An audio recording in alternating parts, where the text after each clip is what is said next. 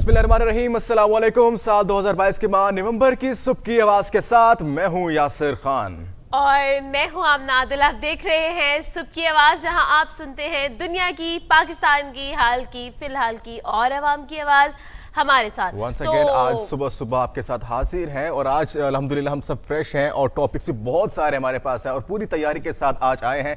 और आज बगैर टाइम ज़ाया किए तैयारी के साथ आए हैं। हाँ, आज मैं तैयारी के साथ आया क्योंकि मैंने बड़ा रेस्ट किया रात को। आपको पता है कल मैं ऐसे फ्री हुआ था जल्दी और मैंने रात को बहुत रेस्ट किया, सोया और क्या नाम है आज बिल्कुल फ्रेश होकर आया हूँ और मज़ेदार टॉपिक भी हमारे पास मौजूद हैं, उनके बारे में डिस्कस करेंगे। तो फर्स्ट ऑफ ऑल हम टॉपिक्स के इंडेक्स की तरफ चलते हैं और आपको बताते हैं कि आज सबसे पहला टॉपिक जो हम डिस्कस करने वाले हैं वो है कि पाकिस्तान तहरीक-ए-इंसाफ के चेयरमैन इमरान खान का बिल आखिर FIR दर्ज हो चुकी है।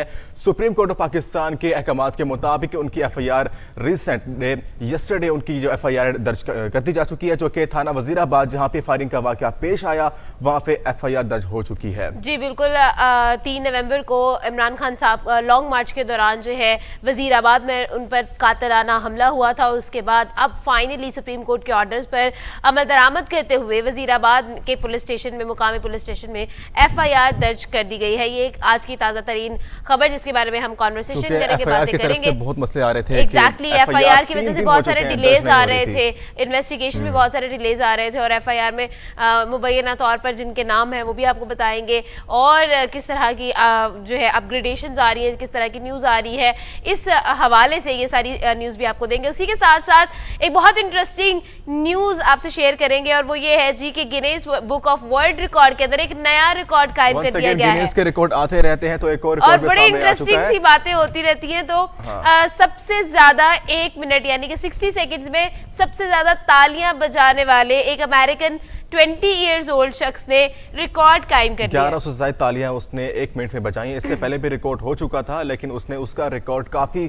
ज्यादा रेशो से क्लियर किया है, उसको क्रॉस किया है और उसका नाम गिनीज वर्ल्ड रिकॉर्ड में आ चुका है, उसको उसका सर्टिफिकेट मिल चुका है। कैसे बजे तालियां और क्या टेक्निक उसने इस्तेमाल की है उसके बारे में आज बात करेंगे। और ये भी आपको बताएंगे कि इससे पहले किसने जो है ये रिकॉर्ड कायम किया था, उसका नाम क्या था और उसने 1 मिनट में यानी कि 60 सेकंड में कितनी तालियां बजाई थी और अब जो नया रिकॉर्ड कायम किया गया है उसके अंदर किस तरह से इस टेक्निक के अंदर मजीद महारत और मजीद इसको इम्प्रूव करके जो है आगे बढ़ाया गया है। उसके बाद यासिर आई थिंक हम लोग नेक्स्ट टॉपिक की तरफ आते हैं। उसके लिए बात करेंगे हम कोरिया के हवाले से। कोरिया के अंदर सिचुएशन चल रही है एक्चुअली एग्जैक्टली और जनूबी Korea is having a very straightforward policy towards and ballistic missiles और बहुत सारी चीजें जो है वो लोग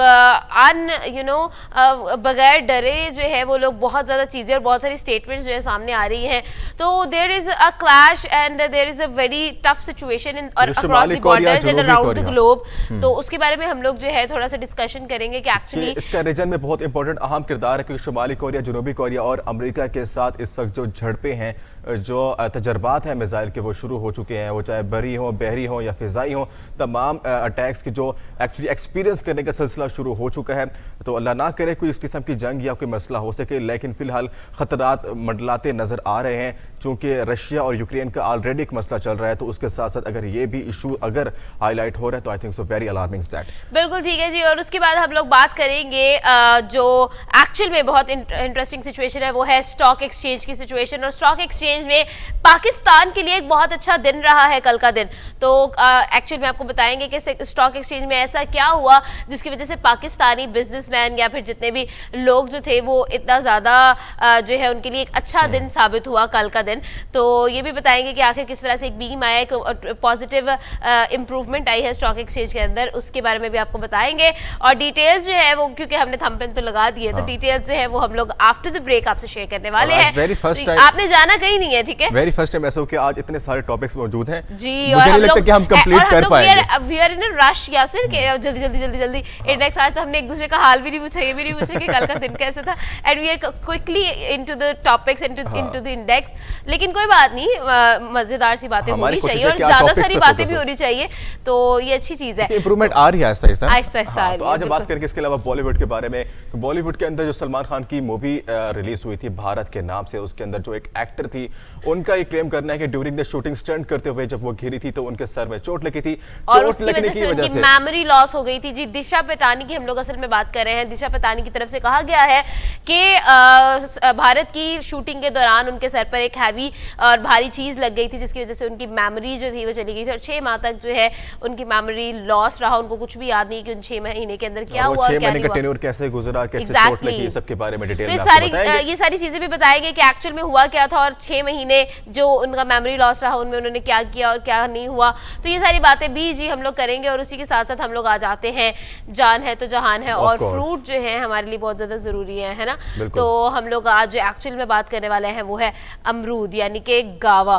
तो क्या फवायद है और हमें क्यों खाना चाहिए, किन किन चीजों के लिए ये बेनिफिशियल है, ये सारी बातें करेंगे। बना के हम इसको इस्तेमाल करते हैं और किस तरह से हम लोग इसको बेहतर तरीके से बहुत सारी चीजों और बहुत सारी बीमारियों से लड़ने के लिए और आज तो हमारे पास हेल्थ के 2 टॉपिक है। दूसरा हमारा एक्चुअली कैंसर के बारे में बताएंगे, कैंसर के और एक्चुअल में आज हम आपको एक इंटरेस्टिंग न्यूज बताएंगे और वो interesting news across the border है। और वहाँ स्पेन से एक 30 साल से भी कम उम्र में एक ऐसी खातून के बारे में आपको बताएंगे जो कि अपनी इतनी कम एज के अंदर 12 दफा कैंसर से लड़ चुकी हैं। मतलब उनको 12 दफा अलग अलग किस्म के कैंसर हो चुके हैं, बचपन से लेकर अब तक कैंसर से लड़ती आ रही है। सर्वाइविंग। और किस तरह से उनके मेडिकल डॉक्टर्स क्या कहते हैं, रिपोर्ट्स के मुताबिक ये एक ऐसा केस है जो आज तक हिस्ट्री में कभी भी नहीं दिखा। तो आज हम इस इंटरेस्टिंग न्यूज के बारे में आपको बताएंगे कि एक्चुअल में 12 तरह के अलग अलग सरतान से गुजरने वाली ये खातून अब अपनी जिंदगी क्या आम इंसान की तरह गुजार रही है या नहीं।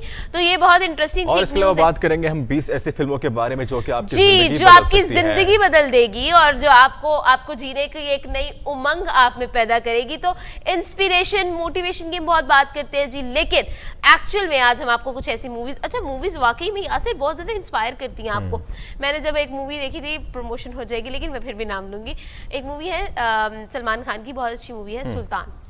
तो ओके, देखिए आपने? मैंने देखी, ऑफ कोर्स। बहुत मजे की मूवी है। और एंड पे जब वो लास्ट अपना वो अखाड़े में खेल रहा होता है, कबड्डी खेल रहा होता है या रेसलिंग खेल रहा होता है, तो उसमें वो कह रहा होता है कि 3 बातें करता है। बाकी बातें मुझे भूल गई है, तब मैं इंस्पायर हुई थी अपने। और क्या मैं जल्दी से बोले, हम आगे चल रहे हैं। हाँ, मैं बोल रही हूँ। तो वो कहते हैं कि आपकी सबसे बड़ी जंग आपके अपने आप से होती है, किसी से नहीं होती। आपको खुद अपने आप को बेहतर से बेहतर बनाना होता है। तो आपकी सबसे बड़ी जंग, आपका सबसे बड़ा मद्दे मुकाबिला आप खुद होते हैं। अगर आप खुद से हार गए, आप सबसे हार गए। तो ये चीज जो है ना, मुझे बड़ी वाकई में मोटिवेट किया था इस चीज ने। वाकई में अपने आप को इंप्रूव करना is the biggest war you can have. Actually films और मीडिया ही होता है जो हमारे दिमाग को इंप्रूव करता है। और ये काम ही इनका यही काम है कि आपको, तो आज हम आपको एक्चुअल में बताएंगे। मतलब बहुत ज्यादा अब तो कंटेंट इतना ज्यादा आ गया मूवीज में, फिल्म्स में, लेकिन हम आज आपको बताएंगे ऐसा कंटेंट जो एक्चुअली आपके लिए इंस्पायरिंग मोटिवेशनल होगा। तो आज आपको हम ऐसी 20 और इसके अलावा लास्ट टॉपिक मतलब अगर मूवीज देखनी ही है तो अच्छी मूवीज देख लो ना, जो आपको फायदा भी दे। तो इसलिए हम आपको आज 20 मूवीज बताने वाले हैं, कोई एक तो मिल ही जाएगी कहीं ना कहीं। Of course. तो अगला टॉपिक जो लास्ट टॉपिक है हमारा वो है वर्ल्ड कप के बारे में। वर्ल्ड कप का सीन इस वक्त ऑन है और उस वक्त पाकिस्तान फाइनली सेमीफाइनल में पहुंच चुका है। मतलब मिरेकल्स हैपन, मतलब दुनिया में मोजज़े एग्जिस्ट करते हैं। हम लोग वी वर लूजिंग होप और एक्चुअल में लोगों ने गिव अप कर दिया था, मैच देखने बंद कर दिए थे, and finally we are in the semifinals. और इस वक्त अब फिर से पता चलेगा कि अगर फॉर एग्जांपल सेमीफाइनल्स भी हम लोग जो है क्वालिफाई कर लेते हैं तो वी विल बी, और इंडिया भी क्वालिफाई कर लेता है, तो फाइनल्स में जो दंगल होने वाला है ना, यहाँ से I am still like thinking कि यार कितना ज्यादा थ्रिल होगा। और हम खुद जानते हैं कि वर्ल्ड कप में जो है क्या कहते हैं, इंडियन प्लेयर्स की बैटिंग लाइन बहुत स्ट्रांग रही है और बहुत अच्छी परफॉर्मेंस रही है। तो आज एक्चुअल में हम ओवरऑल इंडियन प्लेयर्स के बारे में कुछ बात करेंगे। इनफैक्ट पाकिस्तान के चैनल्स पर हमारे जो लेजेंड्स हैं क्रिकेट में, वसीम अकरम, उनकी तरफ से इंडियन प्लेयर्स को जो है बहुत ज्यादा प्रेज किया गया, बहुत तारीफ की गई है उनकी। तो आज एक्चुअली नीदरलैंड के बारे में सिचुएशन है और आपको पता है बहुत सी मीम्स बन रही है पाकिस्तान के हवाले से आजकल, उसके बारे में बात करेंगे। उसमें से एक मीम शेयर करना चाहूंगी, तो वो आर्मी होती है, मतलब आई थिंक आमना हमें उसमें डिटेल में शेयर करना चाहिए। डिटेल में शेयर करेंगे। तो अब बड़ी मजेदार सी बातें आज हम करने वाले हैं। तो let's just have a little छोटी सी ब्रेक। तो हम थोड़ी देर में वापस आते हैं जल्दी से। जल्दी से मेरे ख्याल में हम लोग जो नहीं, I think so, है मैं आप अभी लोगों ने हमें चाय जो का है कप भी टॉपिक्स को बनाना- डिस्कस करना चाहिए। पहला टॉपिक सबसे इंपॉर्टेंट है और नई डेवलपमेंट है Yeah. Yeah, I want to discuss that. So हम पहला टॉपिक डिस्कस करेंगे कि पाकिस्तान तहरीक-ए-इंसाफ के चेयरमैन इमरान खान का एफआईआर दर्ज हो चुकी है। यासिर, और आप हमेशा finally- भूल जाते हैं that we are facing the audience and हमारी ऑडियंस को जो है वो स्टैमिना जो है जनरेट करना होता है और Okay, स्टैमिना आपके बनाना कहने में होता है break हो रही है, इतनी सारी, वरना और आज actually- तो एक्चुअली में हम लोग इतनी सारी बातें लेकर क्योंकि आए हैं। करंट अफेयर को डिस्कस करने के लिए मेरी बहुत क्यूरियोसिटी होती है, तो इसलिए मैं चुप नहीं रह वो सकता। Yasir, I can understand that, लेकिन हम लोगों ने ऑडियंस को साथ लेकर चलना होता है। तो जी अभी के लिए लेते हैं एक छोटा सा ब्रेक, आप तक वापस आएंगे बस थोड़ी ही देर में, लेकिन उससे पहले अपना स्टैमिना बहुत ज्यादा स्ट्रॉन्ग कर ले, क्योंकि आज हमारे पास बेशुमार बातें हैं और उसके लिए आपकी एनर्जी का डेवलप हो जाना बहुत ज्यादा जरूरी है। तो लेते हैं एक छोटा सा ब्रेक, देखते रहे सुबह की आवाज हमारे साथ।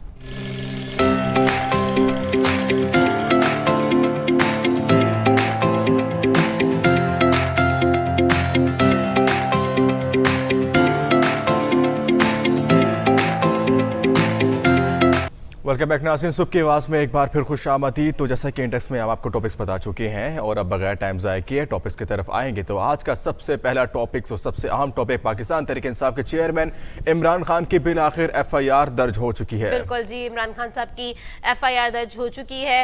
लॉन्ग मार्च का सिलसिला 29 अक्टूबर को लाहौर से शुरू हुआ और फिर बेशतर इलाकों से गुजरता हुआ जो है वजीराबाद में क़याम पजीर था, जिस वक्त बल्कि रवा दवा था। तो उसी वक्त जो है इमरान खान साहब पर कातिलाना हमला हुआ 3 नवंबर को, और इमरान खान साहब के टांग पे बहुत ज़्यादा जो है 3 गोलियां या 2 गोलियां लगी हैं। बहुत सारे लोग कह रहे हैं 3 है, बहुत सारे लोग कह रहे हैं 2 है, कुछ 4 भी कह रहे हैं, 4 की भी रिपोर्ट हैं। सामने आ तो रही मतलब थी। अभी तक का कोई इस तरह की सिचुएशन, इमरान खान साहब जो है वो उसके बाद फौरी तौर पर जो है उनको शौकत खानम हॉस्पिटल लाहौर मुंतकिल कर दिया गया। और 3 नवंबर का ये वाक़या, जिसके बाद बहुत सारी जो है एक अनस्टेबिलिटी हमें नज़र आई, बहुत ज़्यादा केओस हमें नज़र आया ऑल ओवर पाकिस्तान, और एहतजाज जो है बहुत ज़्यादा किए गए पीटीआई के कारकुनान की तरफ से, और हम सब ने जो है इसको एक्सपीरियंस भी किया। तो जी अब फाइनली सुप्रीम कोर्ट की तरफ से ऑर्डर्स दिए गए हैं और इस चीज़ पर नोटिस लिया गया है और कहा गया है कि फौरी तौर पर एफआईआर दर्ज कराई जाए। और अब मुकामी पुलिस स्टेशन, वजीराबाद के मुकामी पुलिस स्टेशन में एफआईआर दर्ज हो चुकी है। तो उसके अंदर जो है नवीद, जो मुलजिम, जो प्राइमरी एक जो था अक्यूज था, उसका नाम बराह रास्त लिखा गया है।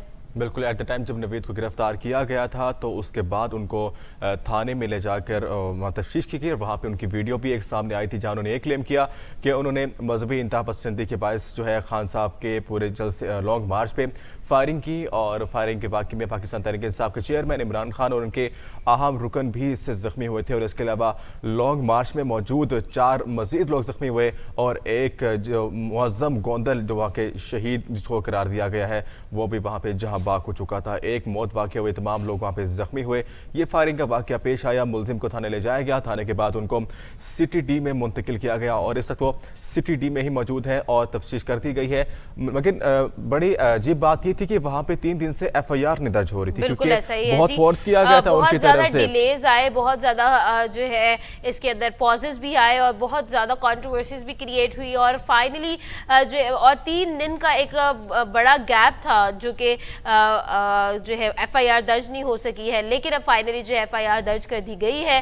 तो अब यासिर, आपको क्या लगता है कि पीसीआई की मजीद हिकमत अमली क्या होगी, क्योंकि इमरान खान साहब जो है वो स्टिल लॉन्ग मार्च के मूड में है? बिल्कुल, स्टिंग लॉन्ग मार्च के मूड में है और उन्होंने लास्ट टाइम ऐलान भी किया है कि वो लॉन्ग मार्च को दोबारा ज्वाइन करेंगे, लेकिन डॉक्टर ने उन्होंने बेड रेस्ट का कहा है। तकरीबन 10 से 15 दिन, 2 हफ्ते का टाइम जो उनको दिया गया है, तब वो बेड रेस्ट करेंगे और उसके बाद दोबारा लॉन्ग मार्च को पिंडी से ज्वाइन करेंगे। लेकिन तब तक लॉन्ग मार्च को वजीराबाद से ऑनवर्ड, क्योंकि वजीराबाद से दोबारा रिज्यूम होने जा रहा है लॉन्ग मार्च, तो यहाँ से आगे तक जो है पीटीआई के जो रुकन है शाह महमूद कुरैशी, वो इनको आगे लीड करेंगे और इनको लेकर चलेंगे। लेकिन जब वहाँ पिंडी पहुँचेंगे तो एट दैट टाइम वहाँ पे खान साहब खुद पहुँचेंगे और लॉन्ग मार्च को लीड करेंगे और उनको आगे इस्लामाबाद ले जाने का उनका शेड्यूल है, उनको वहाँ से आगे शुरू किया जाएगा। जाएगा। तो ये पूरा सिचुएशन जो है इस वक्त देखने को मिलेगी। लेकिन इसके अलावा जो FIR का मामला था बहुत संगीन होता जा रहा था, क्योंकि रिसेंटली पंजाब गवर्नमेंट के अंदर FIR का मामला इतना बड़ा हो चुका था, क्योंकि उस पर IG पंजाब जो फैसल शाहकार हैं उनको बहुत हाईलाइट किया गया था, उनको पॉइंट किया गया था कि उनकी वजह से FIR दर्ज नहीं हो रही। उन्होंने फोर्स किया हुआ अपनी पुलिस को, पूरे पंजाब की थानों को मना किया गया, कोई भी FIR दर्ज नहीं करेगा।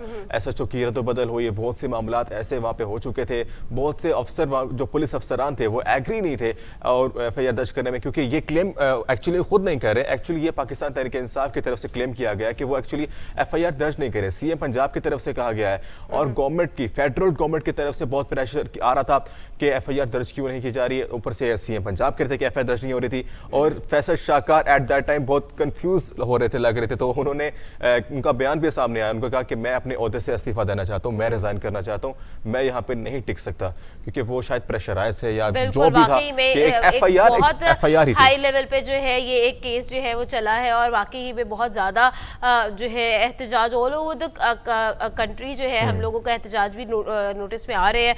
और खैर फाइनली सुप्रीम कोर्ट की हिदायत के मुताबिक जो है मुकदमा कत्ल, इकदाम कत्ल और दहशत गर्दी समेत बहुत दीगर दफात लगाकर के तहत जो है मुकदमा दर्ज किया गया है और मुलजिम नवीद को भी इसके अंदर जो है इन्वेस्टिगेशन का जो है सामना करना पड़ेगा ऑब्वियसली। और प्राइमरी एक्यूज जो है वही करार दिए गए हैं।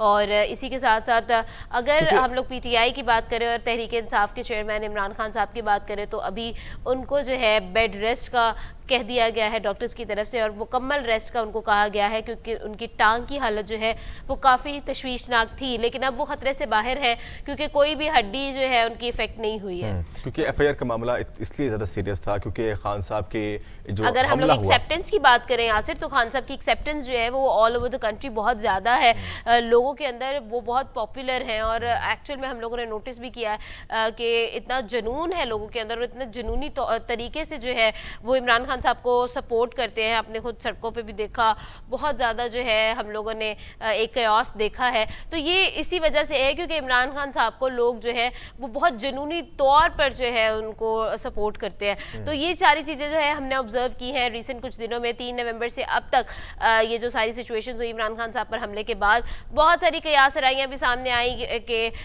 हो सकता है कि PTI की तरफ से ही ये कोई इकदाम किया गया और बहुत सारी बातें सुनने में आई। और ये भी कहा जा रहा है कि बस अब कार्ड मत खेला जाए और ऑपोजिशन लाइक क्या कहते हैं गवर्नमेंट की, सिटिंग गवर्नमेंट की तरफ से बहुत सारे बयान सामने आ रहे थे कि जो है इमरान खान साहब को जो है ये जो सारी सिचुएशन सिनेरियो है इसके अंदर इमरान खान साहब का अपना ही नुकसान होने वाला है।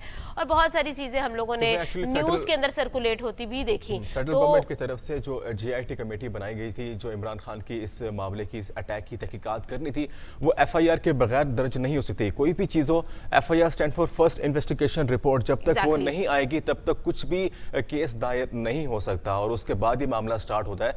तो जब तक FIR दर्ज नहीं हुई तो इमरान खान की जो कमेटी तो तश्कील दी गई थी फेडरल गवर्नमेंट की जानिब से, वो स्टार्ट नहीं हो सकती थी, खान साहब की तहकीकात आगे परस्यू नहीं हो सकती थी। तो ये जो इशू था जो 3 दिन से चल रहा था, क्योंकि FIR दर्ज होना इट्स अ कॉमन थिंग, क्योंकि जब तक वो नहीं होगा आगे कुछ अमल नहीं हो सकता। तो एक खान साहब का एक लॉन्ग मार्च, एक मशहूर पार्टी के लीडर, उनकी FIR दर्ज नहीं हो रही तो एक मेजर इशू था हमारे यस्टरडे।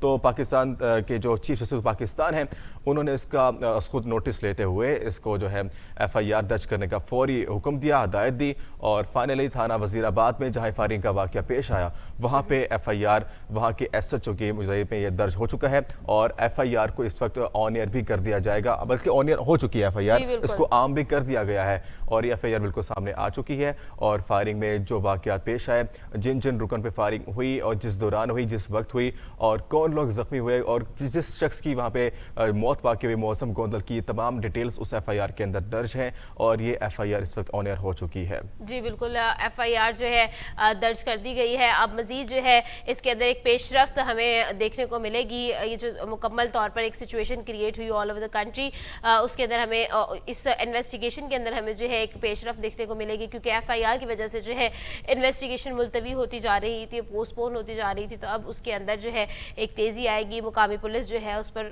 प्रॉपर इन्वेस्टिगेट करके एक्चुअल में अब जो है हकाइक सामने आएंगे। अगर जो है हमारे जो हुकाम है, हमारे जो इंतज़ामिया है, ऑफिशियल्स जो हैं वो अपना रोल प्ले करें तो जो असल मुजरिम है उसको पकड़ा जा सकता है।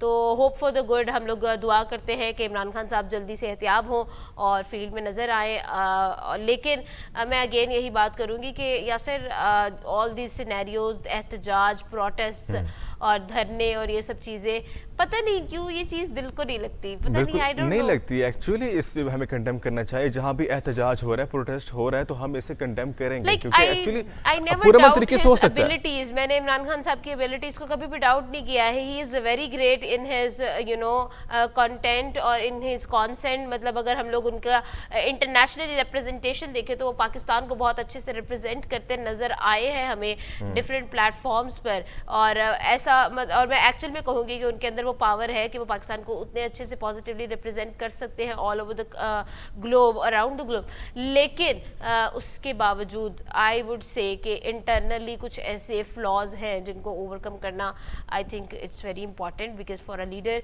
इट इज़ समथिंग, उसकी हर क्वालिटी जो है वो दी बेस्ट। सिचुएशन काफी गंभीर हो चुकी है। अब खान साहब दोबारा 2 हफ्ते बाद लॉन्ग मार्च को ज्वाइन करेंगे और पिंडी से ज्वाइन किया जाएगा। लेकिन अब सिचुएशन ये देखनी है कि आगे क्या सिचुएशन देखने को मिलेगी, क्योंकि इतने रिसेंट डेवलपमेंट्स हुई हैं। हमारी सहाफ़ी खातून की वहाँ पे डेथ हुई, मौज़म गोंदल की डेथ हो चुकी है। और एक लास्ट टाइम एक और रिपोर्ट आई थी जहाँ पे एक रुकन को खंबे पे चढ़ते हुए उसको करंट लगा था, देखिए वो जख्मी हुआ। ऐसी बहुत सी रिपोर्ट्स आ रही हैं, ये बहुत नुकसान हो रहा है। और इसके साथ साथ जो है अब देखना यह है कि आने वाले दिनों में क्या डेवलपमेंट्स देखने को मिलेंगी। खान साहब का लॉन्ग मार्च काफी उसमें टर्न्स आ रहे हैं, काफी चेंजिंग आ रही हैं। अब देखना यह है कि और जिस तरह का पावर प्ले हम लोगों ने एक्सपेक्ट किया था और हम लोगों को लगा था कि जिस तरह से आवाम निकलेगी और जिस तरह एक लॉन्ग मार्च की सिचुएशन, जैसे if we go like 5 years back, जो सिचुएशन हमें देखने को मिली थी पाकिस्तान में, almost similar to that situation, familiar to that situation, इस लॉन्ग मार्च के भी इसी तरह की कोई रिजल्ट सामने आएंगे। लेकिन ये मार्च कंप्लीटली जो है डिफरेंट रहा। अगर हम देखें तो पहले ही 3 दिन के अंदर जो है खातून सहाफ़ी सदफ नईम की डेथ का वाक़या पेश आया और उसके बाद जो है भगदड़ मची। फिर उसके बाद जो है अगर हम लोग उसके आगे मज़ीद बात इसको कंटिन्यू करें तो क्या कहते हैं, मौज़म गोंदल की डेथ का जो है वो वाक़या सामने आया। इमरान खान साहब को गोलियां लगी, फायरिंग हुई और 3 नवंबर के बाद जो है लॉन्ग मार्च थम गया। लेकिन अब मजीद जो है इमरान खान साहब की तरफ से ये स्टेटमेंट सामने आ रही है कि लॉन्ग मार्च जो है वो कंटिन्यू रहेगा। वजीराबाद से अपने सफ़र को जो है वो जारी करता हुआ रावलपिंडी तक पहुंचेगा और रावलपिंडी से जो है इमरान खान साहब खुद जो है धरने को और लॉन्ग मार्च को ज्वाइन करेंगे। इमरान खान साहब का जो मौक़िफ़ था लॉन्ग मार्च को लेके जाने का और इस धरने का, वो एक्चुअल में था कि इलेक्शन करवाए जाएं और मुल्क में इलेक्शन की सूरत हाल दोबारा से डेवलप की जाए। 29 मार्च से जो इनिशियल शेड्यूल था उसके अंदर क्या कहते हैं कि उसके अंदर इनिशियली जो सिचुएशन थी वो ये थी क्या से कि 29 को स्टार्ट किया जाएगा और 4 नवंबर को जो है पहुंचेगा क्या कहते हैं इस्लामाबाद में। लेकिन सिचुएशन जो है वो अब काफ़ी डिफरेंट हो चुकी है। तो अब होप फॉर द गुड कि क्या होता है और क्या बेहतरीन तरीका और हिकमत अमली इस्तेमाल की जाती है। बिल्कुल, जो लॉन्ग मार्च सिचुएशन इस वक्त काफ़ी गंभीर हो चुकी है। गवर्नमेंट की तरफ से, सिटिंग गवर्नमेंट और अपोजिशन की तरफ से इस वक्त काफ़ी डेवलपमेंट्स देखने में आ रही हैं। जो एक्चुअली गवर्नमेंट की तरफ से अपना बयान आ रहा है, सीएम पंजाब की तरफ से अपना बयान आ रहा है, खान साहब की पार्टी से अपने बयान सामने आ रहे हैं, लेकिन कोई एक सिचुएशन फिलहाल मैच होती हुई नज़र नहीं आ रही। लॉन्ग मार्च बहुत हाईलाइट हो चुका है पूरे पाकिस्तान के अंदर। जो पहले जब लॉन्ग मार्च स्टार्ट हुआ था एट दैट टाइम बिल्कुल सिंपल सा एक एहतजाज लगा था हमें, लेकिन आफ्टर दैट जब सदफ की डेथ हुई, उसके बाद जब जो फायरिंग का वाक़या पेश आया, इसके बाद जो पूरे पाकिस्तान के शहरों के अहम शहरों के अंदर जब ये एहतजाज शुरू हुए, टायर जलाए गए, प्रोटेस्ट किए गए, तो उसके बाद सिचुएशन काफ़ी चेंज हो चुकी थी। हम नहीं चाहते कि प्रोटेस्ट जो है बढ़ता चला जाए। जैसे लास्ट टाइम हम बात कर रहे थे ईरान के हवाले से, एक छोटे से इंसिडेंट की वजह से प्रोटेस्ट बहुत बढ़ चुका था। हम नहीं चाहते कि इस तरह की सिचुएशन पाकिस्तान में एग्जिस्ट हो। जिस तरह से पुरअमन तरीके से अगर लॉन्ग मार्च होता है तो उनका जमहूरी हक है, तो उनको पूरे जमहूरी हक के साथ ऐसे आगे चलना चाहिए ताकि वो उनका जो भी इनिशिएटिव है, जो भी ऑब्जेक्टिव है, हुकूमत के साथ उनके साथ मुज़ाकरात करके अपने इन तमाम इश्यूज को हल कर सके, क्योंकि True. इसके अलावा आई थिंक सो नेगोशिएशन के अलावा कोई हल नहीं होता लोग बात Exactly. का। तो जी इस चीज़ को अब मेरे ख्याल में Yasir we have taken so much time, तो इस चीज़ को सम अप करते हुए एक्चुअल में हम लोग जो आपको बताना चाह रहे थे और जो इस टोटल टॉपिक को डिस्कस करने की सिचुएशन थी वो ये थी कि FIR दर्ज कर दी गई है फाइनली वजीराबाद के मुकामी पुलिस स्टेशन में, और सुप्रीम कोर्ट की तरफ से अहकामात जो जारी किए गए थे उन पर अमल दरामद करते हुए FIR फाइनली दर्ज हो चुकी है। 3 दिन के बाद जो है ये वाकया जो है हमारे सामने आया, ये अपग्रेड सामने आई है, तो ये हमने आपको डिटेल बता दी है। तो मेरे ख्याल में let's just move on to the next topic. और आज का टॉपिक हमारा जो कि डिस्कस करने वाले हैं once again Guinness world record, क्योंकि गिनीज का तड़का जैसे इंटरटेनमेंट हमारे साथ होता है, गिनीज भी हमारे साथ होता है, तो बहुत दफा होता है, बहुत ज्यादा इंटरेस्टिंग न्यूज हमारे सामने आ रही होती है। तो आज फाइनली हम लोग जिस बारे में बात करने वाले हैं वो है एक्चुअली जिसके बारे में बात करने वाले हैं वो है जी डाल्टन मेयर, और 20 साल के अमेरिकन सिटीजन जो है नौजवान सिटीजन, उन्होंने एक नया रिकॉर्ड कायम कर दिया है, और वो रिकॉर्ड है जी 60 सेकेंड्स में 1140 क्लैप्स का। तो यासिर आप 1 मिनट में कितनी क्लैप्स कर सकते हैं? नहीं, एक्चुअली मैं क्लैप नहीं करता, कर भी तो लाइट सी बस फॉर्मेलिटी पूरी कर लेता हूँ, लेकिन मैं सिर्फ क्लैप नहीं करता कि बिल्कुल अपना रिकॉर्ड ही कायम करना है, क्योंकि वर्ल्ड रिकॉर्ड है, इसको हम कंपेयर नहीं कर सकते खुद से क्योंकि इस तरह की है। लेकिन एक्चुअली हम बताएंगे कि क्लैप उसने किस तरह से की कि इतनी 1 मिनट के अंदर उसने 1140 तालियां बजा ली हैं। तो वाकई एक्चुअल में जब वो तालियां बजा रहे थे, मतलब ऑब्वियसली अगर हम सोचे तो यू नो यासिर 1 सेकंड के अंदर उन्होंने कितनी तालियां बजाई होंगी, तो ये it's a very big thing. तो मजेदार सी बात हम लोग जो आपको शेयर करने वाले हैं वो ये है कि जब वो तालियां बजा रहे थे, जो वीडियो सामने आ रही है वो इट लुक्स लाइक वाइब्रेशन हो रही है हाथों के, थरथराती हुई तालियां जैसे होती हैं, वाइब्रेशन आती है। ऑफ कोर्स यार आप कंपेयर करें ना कि 60 सेकंड है, 60 सेकंड में आप देखें कि आपने 1140 पॉइंट को अगर आपने ऐड करना है तो ऑफ कोर्स स्पीड आएगी, तो फिर वाइब्रेशन तो आएगी। वाइब्रेशन और फिर जो है डाल्टन मेयर की तरफ से जो स्टेटमेंट सामने आई है उनमें उनका ये कहना है कि ये जो आर्ट है या ये जो हुनर है, ये जो टैलेंट है, ये इन्होंने जो है केंट फ्रेंच से सीखा, और उनकी एक वीडियो देखी जिसमें उनको शौक पैदा हुआ कि क्लैप जो है इस तरह से किया जा सकता है। फिर उन्होंने उसको प्रैक्टिस करना शुरू किया, और इतना प्रैक्टिस किया कि ये उनके मामूल की एक रूटीन बन गई। और ये जो रूटीन थी, ये अनइंटेंशनली इतना ज्यादा उसको कर लेते थे और इतनी तेजी से क्लैप करना शुरू कर देते थे, तो ये एक अनइंटेंशनली उनकी पर्सनालिटी के अंदर ऐड हो गया। इसका भी रिकॉर्ड आया था गिनीज वर्ल्ड रिकॉर्ड में। आज से पहले उन्होंने 1103 तालियां बजाई थी, लेकिन उसने अब जो नया रिकॉर्ड कायम किया जो कि डाल्टन मेयर की तरफ से आया, उन्होंने 1140 तालियां बजा के एक अच्छा सा रेशो रखा है इसके अंदर, तो उससे इंस्पायर होकर उसको देखते हुए तालियां बजाई। और आमना तालियों को बजाने की टेक्निक बहुत डिफरेंट थी, वो जैसे वो बता रहा है कि उसने अपनी कलाइयों को जोड़ के रिस्ट के साथ जो है उसने क्लैप्स किए और फिंगर्स का इस्तेमाल बहुत किया है उसने, उसका तालियां बजाई हैं। और ऑफ कोर्स जाहिर बात है जब हम हाथ को दूर लेके जाएंगे तो टाइम कंटेन करेगा, तो साथ करके उन्होंने यू लाइक दैट तालियां बजाई हैं। और थरथराती हुई तालियां जो हमें समझ आ रही थी वो एक्चुअली ऐसे ही थी कि सिर्फ फिंगर्स के साथ उसकी आवाज आ रही थी, लेकिन एक्चुअली आवाज आ रही थी, क्लैप पता लग रही थी, एक्चुअली वो क्लैप थी। तो उसका रिकॉर्ड कर अगर दिया हम गया लोग प्रीवियस रिकॉर्ड की बात करें तो एक इससे पहले जो है एली बिशप नामी एक शख्स ने जो है 1 मिनट के अंदर 1103 तालियां बजाई थी, और उनका रिकॉर्ड जो है फिलहाल डाल्टन मेयर की तरफ से तोड़ दिया गया है। और डाल्टन मेयर ने जो ये तालियां सीखी थी वो थी सेंट फ्रेंच से। उन्होंने एक वीडियो देखी थी जी, और उस वीडियो के बाद जो है उनको भी एक शौक पैदा हो गया और उन्होंने इसको प्रैक्टिस करना शुरू कर दिया, और इतना प्रैक्टिस किया कि जो एक्चुअल में सेंट फ्रेंच थे उनसे भी ज्यादा अच्छा करना शुरू हो गए, और देन इनकी रूटीन बन गई। और उनके मुताबिक उन्होंने कहा कि मैंने गिनीज के लिए कुछ खास जो है प्रिपरेशन भी नहीं की थी। बहुत अच्छी बात उन्होंने कही है कि एक्चुअली उसने ये कहा कि मैंने इसमें मेहनत की है, मैंने इस पर प्रैक्टिस की है, और ये इसमें कोई खास बड़ी बात नहीं है, मैंने दूसरों को देख के अपना टाइम दिया, इसको इस पर टेक्निक इस्तेमाल की है, आफ्टर दैट उनका रिकॉर्ड कायम हुआ। तो एक्चुअली हम बहुत से लोग समझते हैं कि जो वर्ल्ड रिकॉर्ड कायम करते हैं वो बहुत लकी होते हैं, तो एक्चुअली लकी नहीं। इससे हम याद है लास्ट टाइम एलोन मस्क का एक ट्वीट सामने आया था, उसने मुझे बताया था, पूरा शेयर किया था कि मैंने पूरे साल में 365 दिन और पूरा हफ्ता पूरा महीना काम किया, और दिन में मैं जो है 18 घंटे मैं काम करता रहा, और इतनी सालों की मेहनत। और लोग मुझे कहते हैं कि मैं लकी हूँ, और मुझे शर्म आती है इस बात पे कि लोग ऐसे क्यों कहते हैं मुझे, तो बहुत शर्मिंदा होता है इस बात पे। तो एक्चुअली वो भी इनको कहने का मकसद था कि आपका फोकस आपकी मुस्तकिल मिजाज है और आपकी मेहनत डिपेंड करती है, आप कुछ भी कर सकते हैं, कोई भी रिकॉर्ड कायम कर सकते हैं। और एक्चुअल में वो वीडियो की बाद उन्होंने उसको इतना प्रैक्टिस किया कि उनकी पर्सनालिटी के अंदर ऐड हो गया, और उसके बाद ही वाज लाइक कि गिनीज के अंदर मैंने कोई खास प्रैक्टिस नहीं की थी कि स्पेशली मैं Guinness book of world record के लिए जा रहा हूँ तो स्पेशली जो है ना मैं उसके लिए तैयारी करके जाऊँ। तो कह रहे थे कि मैंने कोई तैयारी नहीं की थी, ये मेरे मामूल की चीज़ है और अनइंटेंशनली मैं ये क्लैप्स कर लेता हूँ, तो इस वजह से जो है उनका रिकॉर्ड भी कायम हो गया। बताते आपको चले, अगेन रिपीट कर देते हैं, अमेरिकन सिटीजन जिनकी एज 20 ईयर्स है, डेल्टन मेयर, उन्होंने Guinness book of world record में अपना नाम दर्ज करवाने में वो के बारे में कामयाब हो बात गए। कर रहे हैं तो एक्चुअली तो आपको क्या लगता है गिनीज का आपका क्या इंटरेस्ट है? इस तरह की न्यूज़ आती रहती हैं, आप इसको किस नज़र से देखती हैं एक्चुअली? मैं तो एंटरटेनमेंट की नज़र से देखती हूँ। ऑब्वियसली बड़ी मज़ेदार सी खबरें आती हैं गिनीज में से।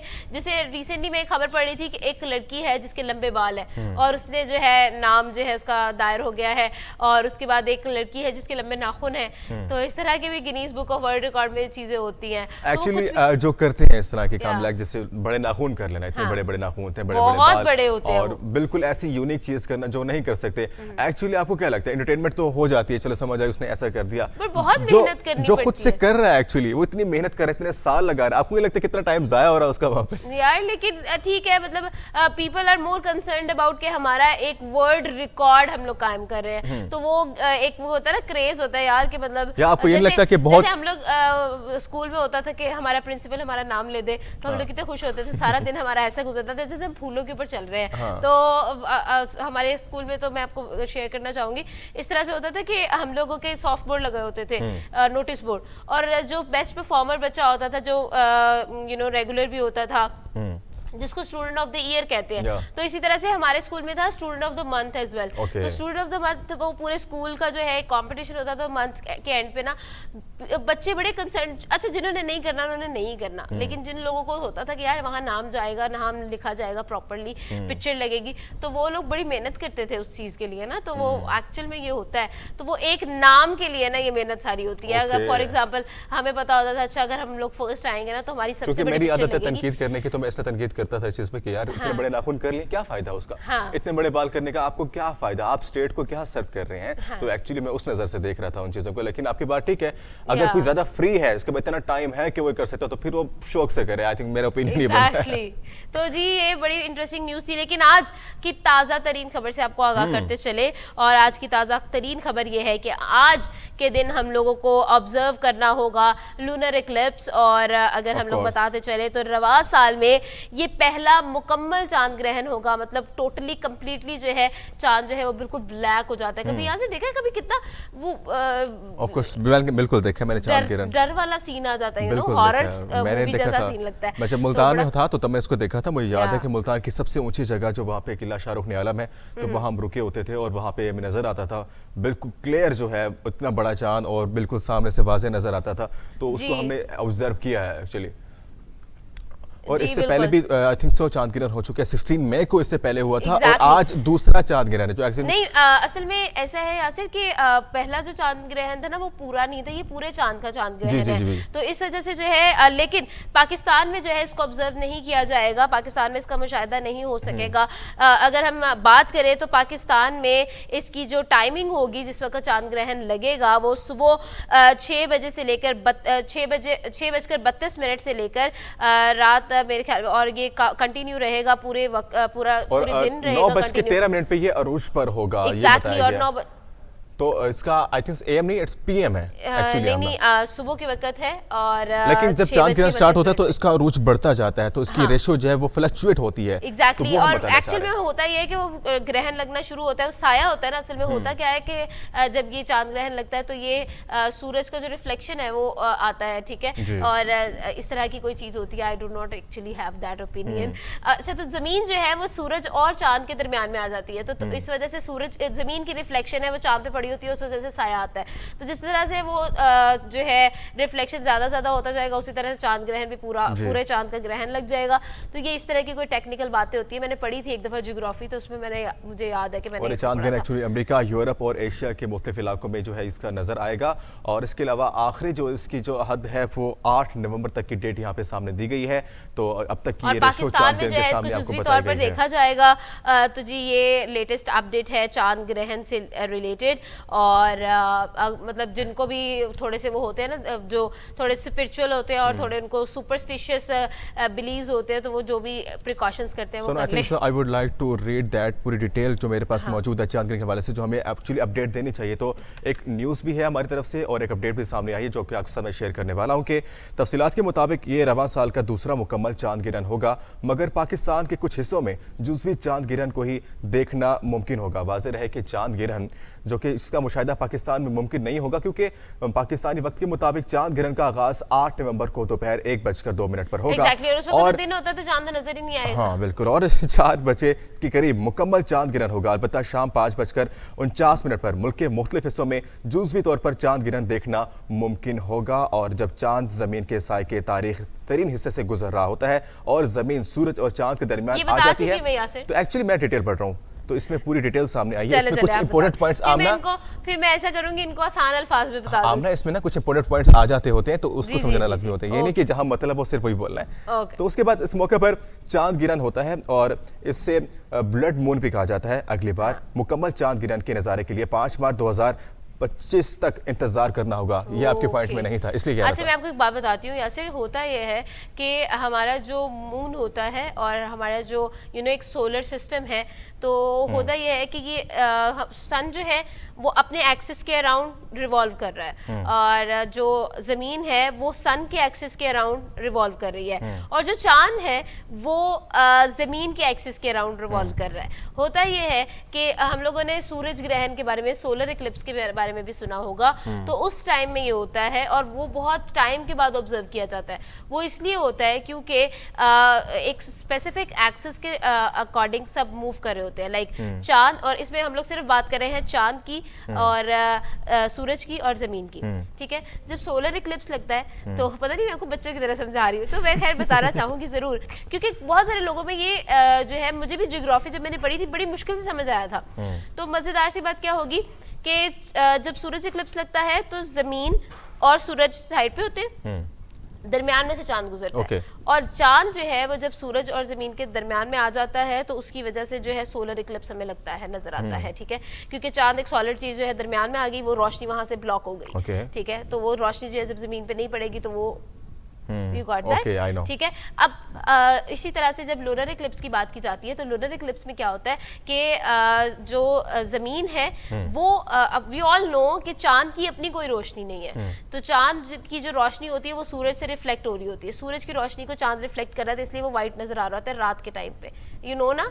Thank you. अच्छा, तो अब होता क्या है कि जब चांद ग्रहण लगता है तो जमीन सूरज और चांद के दरमियान में आ जाती है और होता यह है कि जमीन का साया डायरेक्टली चांद पे पड़ता है और डायरेक्टली जो है चांद पे कोई रोशनी नहीं जा रही होती, इस वजह से चांद में काला काला नजर आता है। तो ये होता है एक्चुअली, इसके पीछे जो लॉजिक है वो ये होता है कि इस वजह से ये सूरज भी ब्लैक ब्लैक हमें लगता है और चांद भी। और इसके अलावा बहुत सी ऐसी लॉजिक सामने आती हैं, कुछ रूहानी लॉजिक्स भी सामने आ जाती हैं। एक्चुअल में ये हर साल जो है ऑब्जर्व मुकम्मल जो चांद ग्रहण है आज से आपको जो है 3 साल के बाद 2025 में जो है दोबारा ऑब्जर्व करने को मिलेगा, अकॉर्डिंग टू द।